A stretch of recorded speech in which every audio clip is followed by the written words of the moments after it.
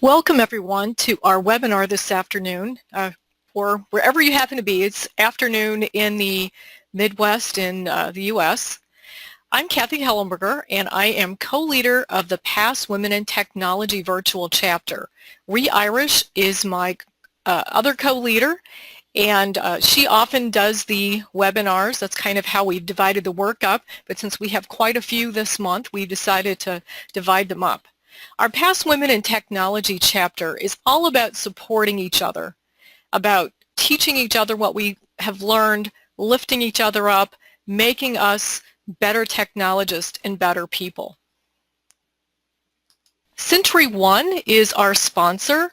If you don't recognize that name, they were SQL Sentry, but they have changed their name late last year. They always support our Women in Tech lunch at the PASS Summit, and also they supply some gift cards that we can give away at our session. So today I will be giving away a gift card, and what the winner of the gift card I will just let you know via the chat. So watch for that. If you get a chat message from me, you're the winner, and then PASS will actually send the card. All of our webinars are out on the YouTube channel. You can get that there. You can also go to our homepage. There are links to all of our webinars on our homepage. Our virtual chapter sends out a monthly newsletter. In that monthly newsletter, we let you know what's going on with the chapter and sometimes the world. And we also have a short little article, just a couple of paragraphs, and I welcome anyone who is interested in being part of that, like writing a little blurb for us once in a while. That would be great, or sending us any links to articles. That would also be great. You can also follow us on Twitter as well. So this month we are hosting 3 new speakers. These are people that have spoken in maybe at work, maybe local user group, but they haven't really spoken on the large stage yet. So this is their chance this month. And today we will be hosting Lisa Huntley on the Joins to Coins webinar, and why learning business is important. And in a few minutes I'll switch it over to her. We'll also have a session on BIML from Kate Grass later in the month, and Ashwina is going to talk about the differences between Oracle SQL and T-SQL. And I actually volunteer in St. Louis at an organization called LaunchCode, and Ashwina volunteers with me, so that's how I met her. Really, really smart lady. And in March, we will be doing something similar for International Women's Month. We will have sessions from Erin Stellato, Wendy Pastrick, Kaylin Delaney, and Ree Irish. And we don't have all the details worked out on the dates on those, so be sure to watch for our newsletter as we iron out those details. Today's session, From Joins to Coins, Why Learning Business is Important, is from Lisa Huntley, and I had the pleasure of talking with Lisa at the PASS Summit.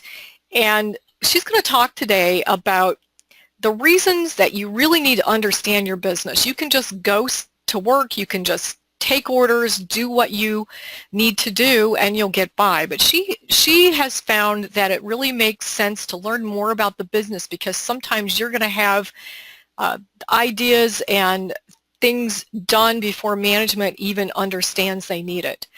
She currently works at King County. I believe that's out in Washington State, and she can correct me if I'm wrong on that when she comes online, as a project program manager for the Department of Natural Resources and Parks Solid Waste Division. She's done that for 17 years. So she's got a BS in Business Administration from the University of Washington and an AA in Database Programming from Bellevue College. She performs many operational and financial analyses, staffing models, rate model, quite a few things there. And she has to bring data from all different sources. So we've all been there as well, some of the same kind of things that she does. So again, before we get started with Lisa's session, I would like for you, if you have questions as we go along, please enter your questions in the little question, I don't know what you want to call it. I don't know if I bring this over, if you can see it. The little question, whoops, the little question thing right here. Go ahead and put your questions in there, and at the end of the session, we'll answer as many of those as we can. So let's see.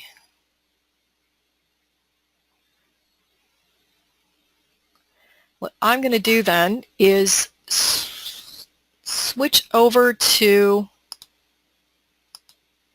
Lisa, make her the presenter.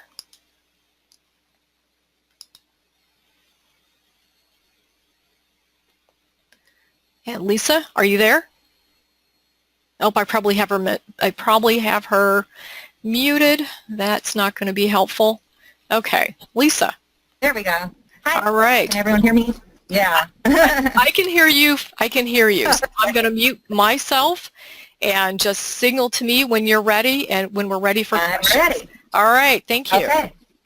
Very good. Well, thank you very much, Kelly, and I'm very appreciative for this opportunity, for my first opportunity to speak on a SQL Saturday, and I very much did enjoy meeting Kathy at PASS. If any of you have not been to the PASS Summit, it's well worth your time. So I came up with this topic from Joins to Coins about a week prior to PASS, and my intention was, wow, IT people really need to know more about the business. My first degree, as Kathy pointed out, was in business. I worked for many years in management, and I'll tell you a little bit more about that in a moment. And I constantly find myself tutoring and translating business to IT people because they're missing part of the story. They're not quite getting what management is asking for, and management doesn't know how to explain what they want to IT. So there's this natural gap that I find that I'm filling. This is my competitive advantage. So I wanted to share this with IT people to help you have the same competitive advantage. Well, then we went to SQL PASS, and the Women in Technology Luncheon was hosted, the speaker was Kelly Lockwood Primus. Fantastic. Very encouraging but important topic. What was pointed out was that there is a big leadership gap in women's skills, particularly in business acumen. So again, I'll talk more about that later in the presentation, but in particular, women are not promoted to the higher echelons because they're seen as having a gap in strategically actionable business skills. So this ties right in with what I'm going to talk about today. So for anyone who thinks I ripped off this topic after listening to Kelly Lockwood Primus, actually I had the inspiration beforehand, and it just happens to tie in very nicely with what Kelly talked about. Okay. So, there we go. So as Kelly set it up very nicely, if you are a person in BI or data analyst like I am, if you just sit and wait for somebody to hand you a request on a golden platter and say, do this, you're really missing an opportunity. There is a lot of context and background to why that person is asking you for what they're asking. And they may not be asking it in quite the right way to get what they want. They may not be including everything. It's like learning math story problems in 3rd or 4th grade. There's likely something missing. So if you just follow exactly what is being asked for, you're missing an opportunity not only to answer the real question, but to showcase your abilities. So you can actually answer questions that management doesn't know how to ask. So learning these skills, these business skills, is critical to a good job performance and also self-development. So I'm going to tell you a little story about my past. This is a true story. So female manager, that's me. I worked in a check printing factory, quite a fun place if you like machinery and roller bars and bells and whistles and lights and things going off. One of the not as visible pieces of this brilliant machinery is the billing reject process. So as checks go through the process, if one of them has the wrong billing code, it has to get rejected and put back through the process. Well, checks are printed in batches of either 12 or 15 on a sheet. And so if there is a reject, all 12 or 15 of those checks have to be set aside just so that one can get fixed, because they can't go to the next step in the manufacturing process. That is a huge waste of time, because there were very tight performance metrics on time. It is a waste of, obviously, the check stock and paper itself and the labor. We were operating on a very tight margin, and the one billing clerk came in on third shift, so she would do her thing, and then that whole batch of checks would have to go back through. So I've always had my fingers in IT as much as I could. My father worked at Boeing and actually brought home a computer in 1974, so that was when I was in 4th grade. And we would dial up to Boeing in Kansas and put the phone in the back of the computer. There was no monitor. And he taught me basic programming starting in 4th grade. So when you grow up with a dad in Boeing technology and living in the backyard of Microsoft, you maybe gain a little bit of an advantage. So I was constantly looking into IT and how it worked in concert with the manufacturing processes to help it with the business processes, because I was the manager in charge of the billing. So I made a little tweak and solved this reject process so that no checks were held up except for the one that had the billing reject. I didn't tell anybody, didn't make a big deal out of it. I just knew that I was saving the company thousands of dollars. Yay! Okay, shortly thereafter, a male manager about the same age as me, maybe just a little less tenure at the job, he loudly announces that he is going to change the mailing process and save time. He switches the way the labels are made, and so when the person who puts the checks in the box throws them down the belt to get automatically glued and labeled, it's going to save so much time because he does not take the time to understand the process, puts less time on the optic eye that reads the scanning label, thinks he's going to save a lot of time, but what happens is the optic eye cannot read the label.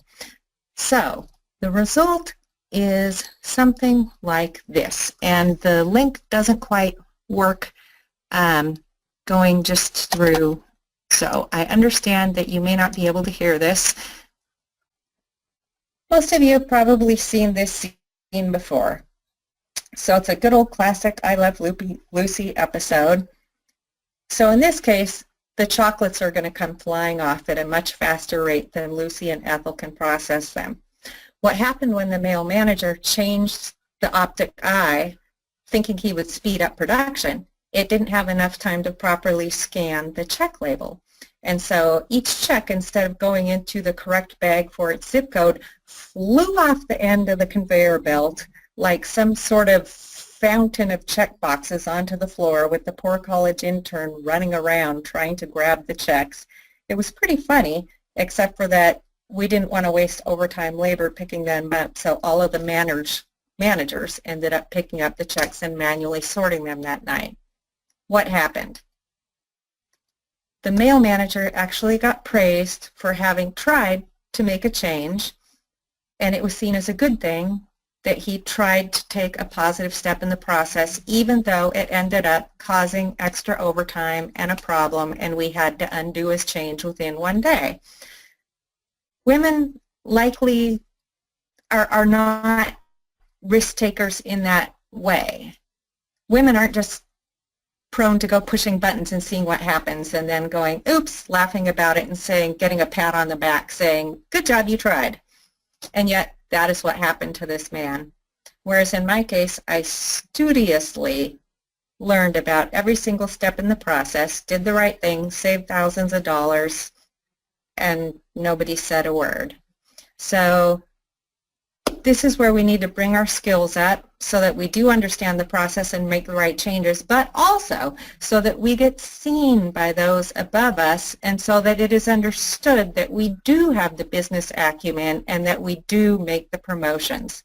Unfortunately, at that company, there was nowhere else to go. There wasn't a lot of upward movement, and it was not going to be seen in that male-dominated hierarchy that my skills were enough for promotion, so I had to ultimately get the job at King County to have forward momentum. And working at King County has been a pleasure. So here we go. You can see Lucy has had to stuff all the chocolates into her hat, and Ethel has them all in her mouth. There you go. So that was just a fun video to show kind of what happened in the factory when Kevin changed the boxing procedure. So the takeaways: you really need to understand your business down to the manufacturing level. And gender bias still exists. But in what way does gender bias exist? It's not the Mad Men days of the 50 anymore, and it may not even really be intentional anymore. It's not so blunt and odious and chauvinistic. It's almost a product of social norms and unchallenged archaic truisms. For example, say an older man in a company, maybe he's with a younger man in a meeting or even just walking down the hall or in the elevator, he may just naturally mention a nugget of business knowledge to that person in passing. That wouldn't necessarily naturally happen with a woman, because in societal norms, an older man approaching a younger woman is seen as creepy and perhaps even inappropriate. The older man perhaps feels the need to even protect himself from being considered harassing. It's unfortunate, but it's true that information just doesn't naturally get passed to women in the same way it does to men. So women need to find ways to get this information. Women simply are left out of key conversations that may not happen at actual formal meetings. So one thing you can do is bring it up if you feel comfortable, depending on who you report to at work and the people around you. Ask how you can participate. For example, if there's if the guys have a softball team or something, suggest a co-ed team. Or if the guys like to go out for drinks at a certain place, ask if maybe you guys could go bowling or something instead. Bring up alternatives. Show that you're willing to engage and be part of activities, just maybe in a less male way, without putting them down. They likely are not trying to actually exclude you. They just don't see it. So try to open your eyes to how much business strategy and acumen information is being relayed in a male-to-male peer-only method that is not intentional. It's just kind of the way it always has been. So a male boss may believe he is well-meaning when he gives you the wrong advice, such as be assertive, self-promote, or network.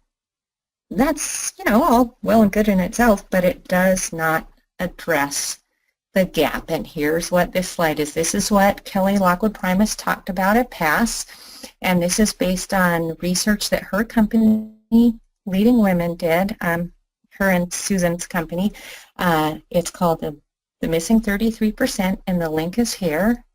So of the critical competencies seen for leadership, there are 3 main critical competencies, and they are to be able to achieve outcomes. That is business acumen, strategic outcomes. That is 50% of the 3 leadership abilities.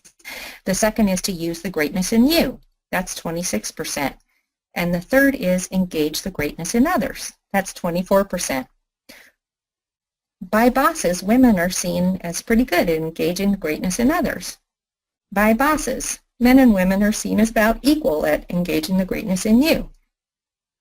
But at achieving business outcomes, That's where women are seen by bosses. Bosses' perception of women's leadership abilities in achieving outcomes so differ from their perceptions of men's that it accounts for a 33% difference. No significant change in corporate officers of Fortune 500 companies that have females in leadership, that the percentage has not changed significantly since 2008, because in the minds of bosses, women are 33% less capable of achieving outcomes, which is 50% of what it takes to be a leader. And yet the business advice women receive is to be assertive, self-promote, or network. Now, how is that going to help women achieve outcomes? It's not. So advice that does address the gap includes take action based on financial acumen, align teams to business strategy, build external strategic relationships, and prove your business acumen. Okay, well, how are you going to do all that? Here's how I'm going to help you. This is the meat of what I was originally going to discuss. I have just recast it a bit in the light of what Kelly just showed us. Let's attack that 33%. Okay, so to improve your business acumen, first thing, start from the beginning. Be a customer. We've probably all done this at one time or another. When you likely interviewed for the position you have today, you probably Googled where you work, right? So easy stuff. All of these things on this list. Be a customer, know the org chart, understand the market, understand the budget, know the line of business and products, understand performance metrics, be curious and communicate. In and of themselves, these are not difficult concepts, although they could all be taken to the nth degree of studiousness. But refreshing yourself, reminding yourself, getting current, and applying them to your particular field is going to help you better understand your business. So back to being a customer. Go ahead, Google them, Bing them. Check their Facebook, Twitter, and LinkedIn, and any RSS feeds they may have. Have they been in the news lately for any reason? Is your organization affiliated with any union or professional associations? What does that tell you about them? Which unions, which associations? Or have they recently broken off with any unions or associations? Do they retain lobbyists? For what purpose? Is there any litigation or legislation pending that would affect your organization? Here's a sneaky one. Check the visitor log. Who's coming and why? We have a visitor log at the landfill, and I'll tell you, we have never lost a person at the landfill, and that's a very good thing. Does your organization make donations or give scholarships? To whom and why? These are all questions that can offer you context. Now, as you're using this kind of information when you're performing your data analysis and business intelligence, use it to notate your data and state assumptions. The consumers of your information cannot read your mind. They may not remember the past. They may not even have been at the company long enough or understand the data set themselves. So always make sure that what you are stating in your reports and analysis is clear. The time frame. Were there any significant events? Was there a storm closure? Was there construction that impacted traffic or site patterns? Anything that you need to state about the data, always make sure you state it. Do not assume. Another thing I learned early on is do not imply precision where it is inappropriate. You know when you're running that SQL query, it's going to get you down to, whatever data type you put it. So if you get 1, 2, 3, 4.56, but you're just being asked to give a high-level analysis, do not put 1, 2, 3, 4.56. That implies a level of precision that is not appropriate. Just put 1, 2, 3, 5. Because other people will read into that, oh, she really figured it out.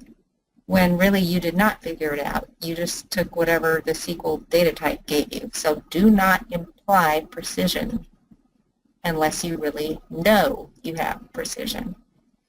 Okay, understanding the organizational chart.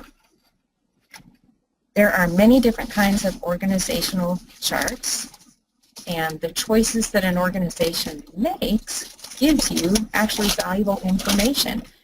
It tells you what your business values, how it makes its decisions, and who you need to know to be in the know. A simple structure has low departmentalization, a wide span of control, little formalization, and authority centralized in one person. This is a simple small business, for example. A bureaucracy, on the other hand, has many standardized activities with many less talented, less costly, lower-level managers that can create subunit conflicts. You may often hear these referred to as silos that override the goals of the organization. A newer type is the matrix that is a mix of functional departments and product departments. So, for example, a project manager like myself may work on a staffing model one month and an automated vehicle locator system the next, which is a true example. Another newer type is the virtual organization, which is highly centralized and is basically contract managers distributing out work. An example might be Amazon Turk. So when you look at the org chart, there's another kind, the boundaryless org chart. This completely eliminates chain of command, limits span of control, and replaces departments with empowered cross-functional teams. So these are these new WizKid groups you see that have ping pong tables and bowls of popcorn around and their laptops anywhere and somehow come up with fantastic new ideas. So why the differences and why care? Okay, why are there differences in org charts? Well, in strategy. Is an organization trying to be innovative, or are they truly trying to minimize costs down to the last penny? What about their site? Do they have just like one big old building somewhere, or do they have several buildings? What state are they in? Are they in many states? How do the regulations affect them? What about their technology for that business? How do the inputs turn into outputs? What about environment? For example, I work at the landfill. The environment is everything. We do everything to protect the environment, and environmental regulations affect how we operate. And what about global implications? Organization culture, employee perception of that culture. Why should you care? Let's go back to the missing 33%. You need to understand your organization's business strategy. The org chart holds clues to this strategy. Is your organization innovative or cost-driven? Are there any positions, for example, that sound something akin to employee help or assistance? Are there positions for legal or environmental? What does the technology section look like?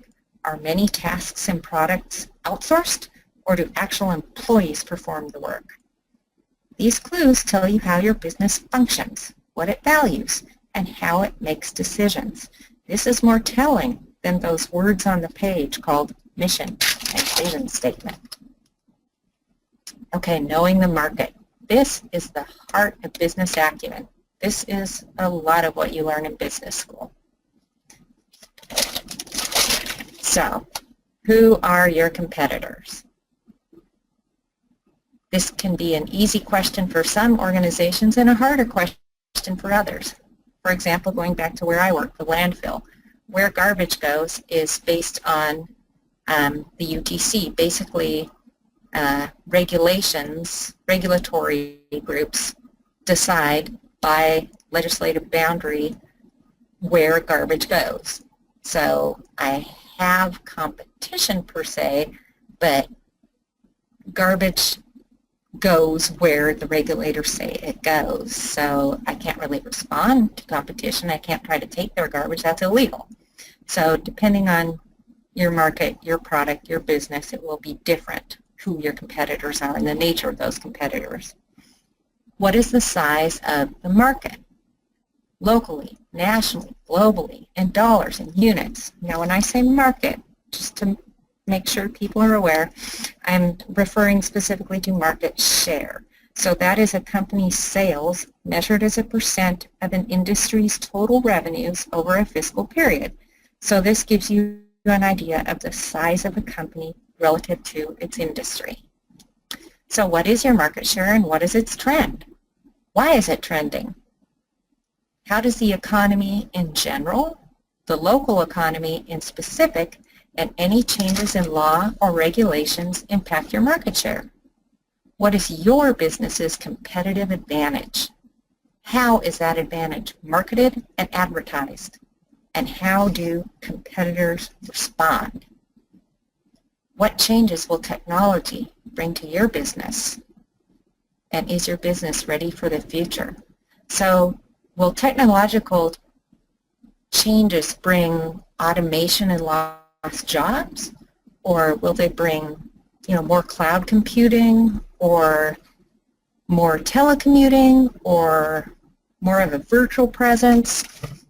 Really think this through. What is technology going to bring for your business, and how can you position yourself to be prepared to take advantage of those changes? That can be your future. That can be your path forward. Going back to competitive advantage. A competitive advantage is a very important point. Again, studied it very much in marketing and business school. It describes attributes that allow an organization to outperform its competitors. It may include access to natural resources such as inexpensive power, highly skilled personnel, geographic location, or high entry barriers. So like when AT&T was the first one to have like the transatlantic cables and long distance to, you could call London or whatever, that was a competitive advantage. Geographic location, when Coors Beer came out with the, it's from the Rockies, they marketed that as a competitive advantage. What is your company's competitive advantage? What do they say it is? Why do they say it's that? And how do they market and advertise that? And then how do the competitors respond? So takeaways, think about this. If your organization's local trend is markedly different or opposite to the national trend, ask why. If your organization's trend is markedly different or opposite to the competition's trend, ask why. If your organization's local trend is markedly different or opposite to the trend of the economy, ask why. Get your data shovel and dig. If you can provide credible insight on perplexing trend results, guess what? This shows business acumen. This is the kind of thing that business leaders need to know. They may not know how to ask it. They may not be able to put their finger on it. They can feel that something is happening or amiss or askew or askance, and if you can come to them with data and explain it, you have just scored points. Let me give you a small example. Back in 2004, in solid waste, we took a hit. We had to make some changes and cut some services. So one of our more rural sites in Enumclaw actually closed 2 days a week and went to being closed to the public and only open to commercial haulers who were to use a card to swipe to open the gates, go in and out, dump the garbage, and then our personnel the next day, it's an enclosed building, would process the garbage. Looking at the trends in the data, it wasn't making sense. We were getting less garbage from our main haulers in Enumclaw than before, but they were still using our system. How could that be? So I dug in before even being asked, and I looked, and instead of just looking at the regular fields, just the truck number, the customer name, the scale in, scale out, I looked at all the fields, including scale number, scale name, time in, time out. What I figured out was these poor customers were confused. So when they started using the automated system and our staff was not there to help them, they were weighing in on the out scale and out on the in scale. So all of their records were producing negative tons. And so that is why the trend showed less tons from those customers. So we got that corrected all the entries, and actually the data was pretty good. The tons were there. Just for a few weeks it looked like the trend was opposite because our customers were actually using the system in an opposite fashion, and I was able to catch that and show it through data and research. So there's an example for you there. Okay, understanding the budget. This is my favorite. People usually hate it. Whenever somebody new joins the organization that's in any type of position that has anything even remotely to do with the budget, I hand them the budget book and say, read this front to back. You really need to understand the budget to understand the business. Now, there's lots of different accounting methods in use, and to be honest, in business school, accounting was like my least favorite class, but every business does obviously have a budget, and the budget above and beyond, again, that written mission and vision statement, it's the true indicator of an organization's values. My section head, Meg Moorhead, has had much and vast experience in her career, both on management side and legislative side, and in creating budgets and approving budgets, and she has underscored this many times, that you can see an organization's true values by where they put their money, and that is the budget. So in particular, I'm talking about understanding the operating budget. It's also interesting to look at the capital budget, because that's where the big machinery, the big trucks, the big machines, where that stuff is budgeted. But in particular, I'm talking about the operating budget, which pays for salaries, expenses, services, some capital goods, things like that. Hey, here's something to look for. Is there any money for employee development and training? Like to go to next year's SQL Summit Pass seminar? Might want to look into that. So there are all kinds of online sources available as aids. I've listed one below, but better yet, if you are following along and you take this to heart and do your homework, you will have already looked at the org chart and you will know who the people are who create and monitor the budget, so why not go talk to them to learn more. Another important point, though, about it's one thing to read and physically absorb the budget, but you need to understand how people use it. Example, we have different cost centers. One is the shop that maintains the equipment. One is the landfill that uses the heavy equipment. When we call in a contractor to fix a piece of heavy equipment, because say it's beyond the scope of what our shop does, who pays for it, the landfill or the shop? We still haven't quite got that figured out, and I'll tell you, it probably is half one way and half the other way, because we haven't quite got our lines of business straight, and that's where I'm heading next, I believe. So, a line of business is a general term which often refers to a set of one or more highly related products which serves a particular customer transaction or business need. And then, as you can see, some other boring stuff. So most organizations have more than one line of business. And guess what? It is not actually obvious or inferred based on the actual products sold. For example, I've referenced many times that I work at the landfill.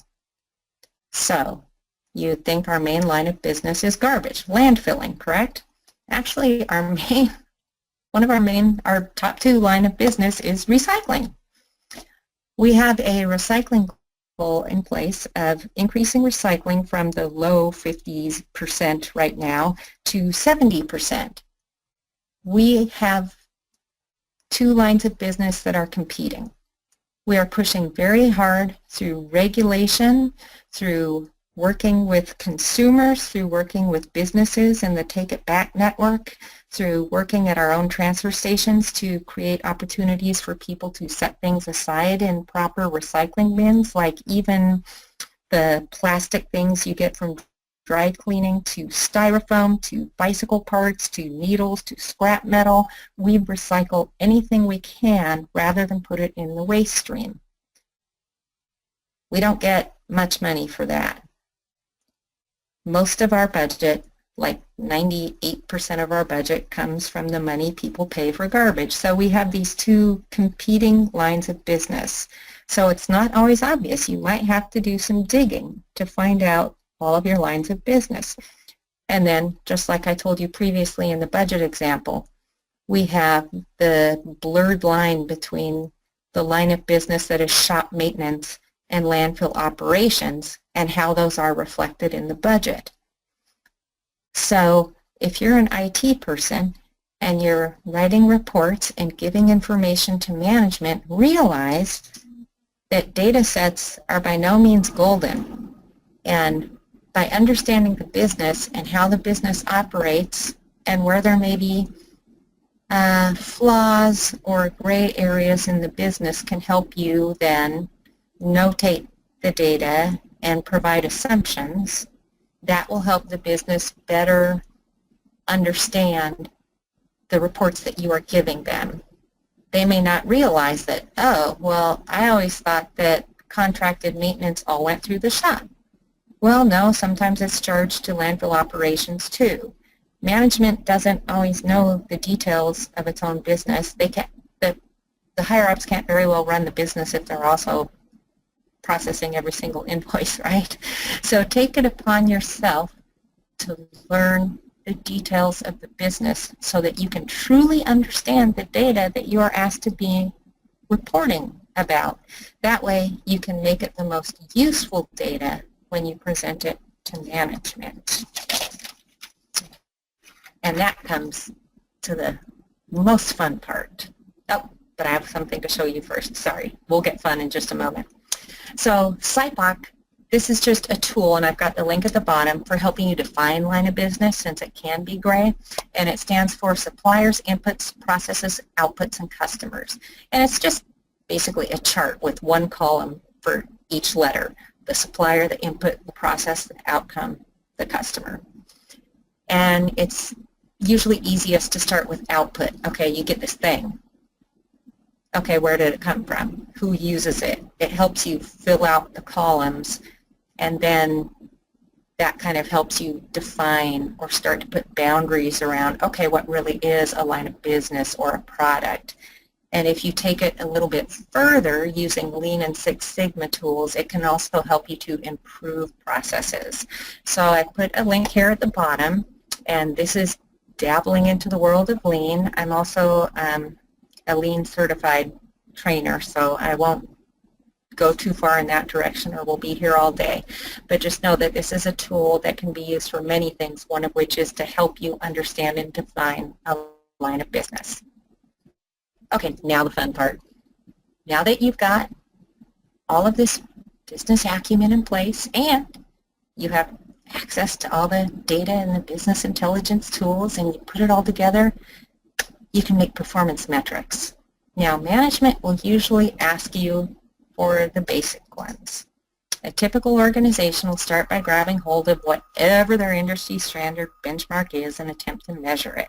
So, miles per gallon, right? CPI. But this is, it does give you a way to measure an industry against other like-in-kind industries over time and measure yourself over time, but it does not account for any differences in process or product.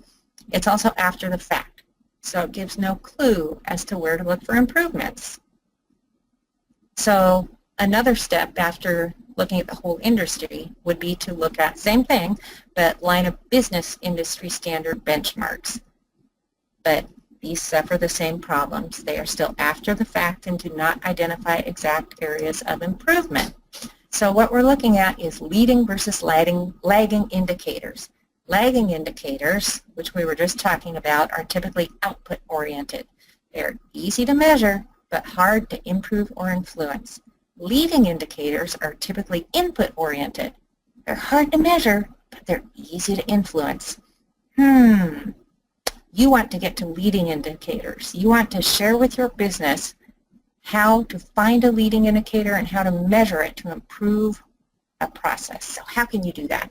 I've got a tool for you, and this is uploaded onto the site so that you can see it. And I'm going to flip over on my computer here and share my screen. Okay, not that one. We already watched Lucy eat chocolate. Okay. I apologize that this is sideways, and I hope you can see my screen, but like I said, this is also online.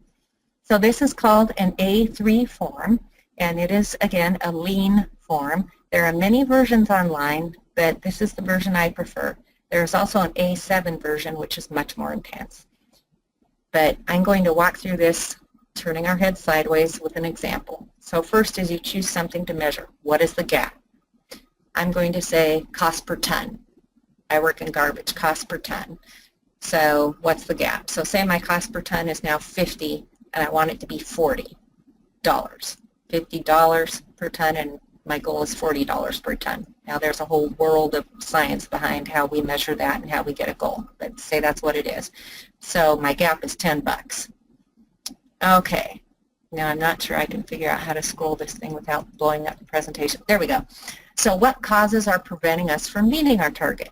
Now, go back to what you learned from the org chart, get some of the appropriate people that can answer this question with you together and totally brainstorm, no bad ideas, and fill out a fishbone here. And this is where it's helpful to remember the 4 M's: method, machine, materials, and human. So, of course, here we go back to our very gender bias we spoke of. This was originally man, but they put in human.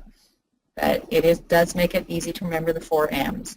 So this helps you to remember to include any of the ways that there might be a cause affecting cost per ton. So what are the methods that we're using that might affect cost per ton? Am I using too many people, too expensive machines? Am I turning it too many times? Is my daily cover too expensive? List as many things as you can, and this is your guess at like, how much of the gap do I think I've gotten at here? Then with this same group of folks, rank in order. What are the causes in order of importance? Okay, let's try that scrolling again. And then here's what you're going to do. Which actions will address the most important causes? So pick an action. I'm just going to say here that, you know what, I think my cost per ton is up because I'm not properly maintaining the machinery, and so it breaks down, and then I have a lot of downtime, and then I have to overuse the machinery yet again to catch up. So I'm going to try to change the filters more frequently and see if that helps. So my action is change filters, and the goal is reduce downtime. And timeline, I'm going to do this for 6 months and measure it. Now, you can list many actions here, but as with any good scientific experiment, you only want to do one at a time, right? Because how can you see the influence of more than one thing at one time? So, this is what we just talked through. You fill out the form, then you take that action, you measure as it's been going, and then you see, did the action help close the gap? If the answer is yes, guess what? You have just found a leading indicator. Keep measuring it and keep reporting on it. This is excellent. Keep doing this and management will be very happy with you. Leading indicators are hard to find, so that's good work. A leading indicator we have in my work group is the assortment of M&Ms in our little cubicle area. We find that peanut M&M consumption, if we goes completely haywire before any rate study or report is done. That's a bit of a lagging, but we know if we put them out ahead of time that they will get eaten. So Here's another thing. Get curious. Just run some queries for fun. I was just poking around one day running some queries, and I found queries that had negative tons, which, as far as I know, is not physically possible. And it wasn't the case of the inbound-outbound mishap, as I previously explained. What I found out is they had changed some accounting procedures. And guess what? Nobody tells you these things. You have to find out the hard way. So just run some queries sometimes that you wouldn't normally do just to see what's out there. Here's another tip. Just sort differently. Try outer joins or add tables and fields you usually don't use. I found out this way that the people in my storeroom were entering part numbers in different storerooms, so a part number would become obsolete, and then they would want to order it again for some reason. So instead of checking with their inventory supervisor as to why the part had become obsolescent, they just entered it as a new part again. And normally that would be a primary key constraint, but since it's a different storeroom, it would take it. It's a concatenated key. So I looked and found 3,681 cases of parts people entering part numbers in different storerooms just to re-enter these parts instead of following a proper process. So this is the kind of thing that prompted conversation with management on business practices. So I was able to see through data that business process was not being followed and talk with the manager about how to correct this. Okay, so we've been through a lot here. So what are you going to do? You're going to learn these things, you're going to apply them, and then you're going to communicate. You are going to showcase your own competitive advantage. And you're going to prove your business acumen. We're closing the gap on the 33% here. Here's one thing to look at just for fun, by the way. Take a look at how managers and executives are incentivized, and how does that actually improve their performance. It might be measured by employee retention, promotion, pay raise, budget to actual, bonuses received the next time, but there's a fun one to look at too that I forgot to point out. So after you have learned about the business, taken the time to talk to people, learn the org chart, learn the budget, you now have your own competitive advantage. So be sure that what you produce offers real value. Know who your customers are and exactly what they want from you. Make them happy. Know your competition. Know what it is and do better. Your competition could be a newspaper, a TV show, the internet, or another developer. Do better.